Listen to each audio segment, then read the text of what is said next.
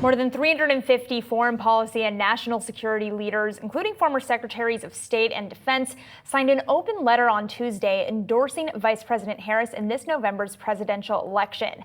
They argue that she would, quote, enter that office with more significant national security experience than the four presidents prior to President Biden. So for more, we want to welcome in Patrick Murphy, former U.S. Congressman and the 32nd Undersecretary of the Army, and also signer of that note. So we're going to get to that, and thank you so much for coming in. But I have to start on your recent time on the campaign trail with President Biden. You saw him up close, something that so many people across the country would love to have insight into. How did he seem to you? Listen, he was back home. He was our third senator when he was in the U.S. Senate because he's from Scranton, Pennsylvania. So he was upbeat. He was positive. Listen, the Air Force One was in the background, so it was a little loud, but he was ready. You know, he's ready to go. But then he obviously just got COVID recently, and he's still in recovery. But you know what he did last night on that speech about putting the country before himself. I mean, it's hard when you are the Democratic nominee, the sitting president, to say, "Hey, I'm going to take a step back, allow the next generation, a new generation of leaders, people like Kamala Harris and others, to really take the torch and move it forward."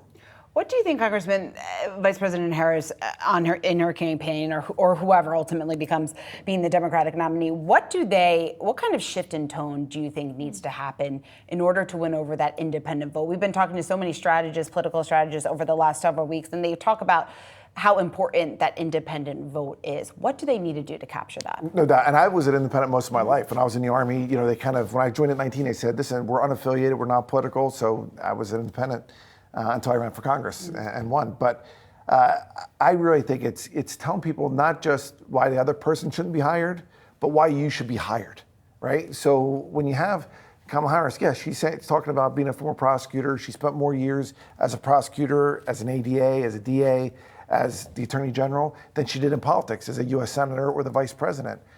But there's a real contrast, and you have to let people know what that contrast is, and not just about, you know, obviously someone who believes in the rule of law versus someone who doesn't, but also how she's going to continue to keep our family safe here at home.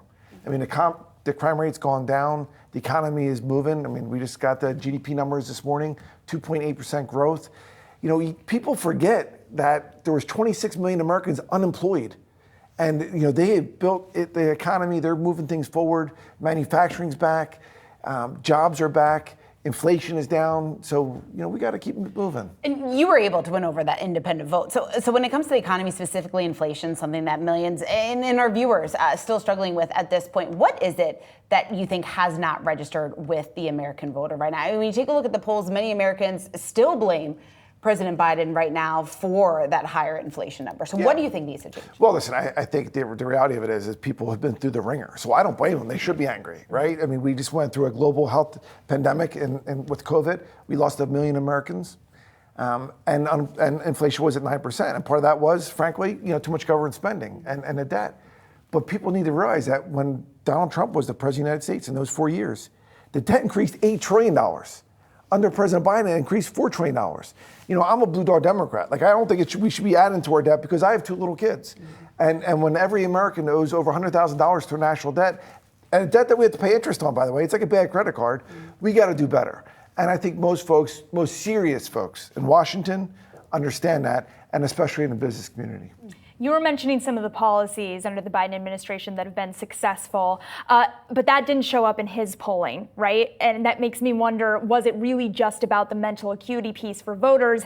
And of course, then that makes me wonder about some of the talking points that we're hearing from the Trump campaign about whether or not he has the mental acuity to stay in office through November. What do you say to voters who might be questioning that? Well, I think most folks realize that, like, the really economic sentiment going into the presidential year is really established in the summer beforehand, right? So you look at the fact that gas prices were over $5. Now I got gas in Wildwood, New Jersey this morning. It was $3.42, right? So they look at inflation. It was at 9%. Now it's down to less than 3%, right?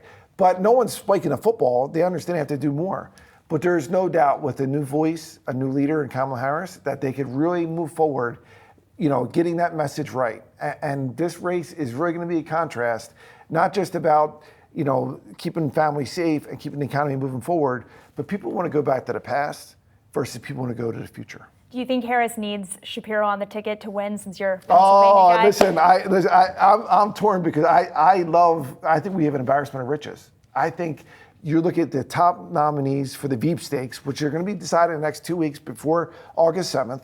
I think Josh Shapiro is phenomenal. I think that carries Pennsylvania if he's the vice president. I think Tim Walz, who was my roommate when I was in Congress, we were both Army guys. He was a command sergeant major, governor of Minnesota. I think, he wrote the post-9/11 GI Bill, where there's like 1.1 million young Americans in college and universities under what Tim Walz did. And I think Secretary Pete Buttigieg, with transportation, when you pass that bipartisan infrastructure bill that they used to talk about in the last administration, that they got it done, and now there's 56,000 projects of getting people back to work. I think we have those three are the top three, I think, in the Veep stakes. They both bring new energy and both have a different perspective. And, I think America will win if either one of those three is picked.